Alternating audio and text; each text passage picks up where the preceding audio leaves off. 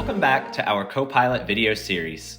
Organizations spend a large amount of time and effort in creating documents to onboard and train new employees.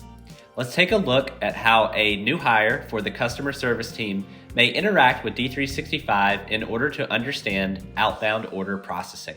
Within D365, a sidecar experience is available which users can utilize for help. The employee searches for how to place orders on hold, as well as how to release orders to the warehouse.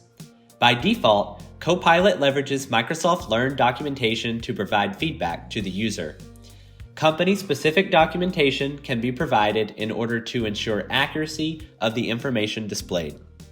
In addition, Microsoft has provided an extension point which will allow users to perform actions from within the Copilot chat.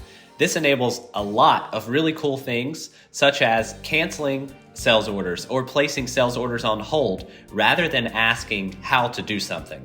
The future with Copilot is very bright. Reach out to us today if you have any questions, and stay tuned for the next release of the Copilot video series. Thank you.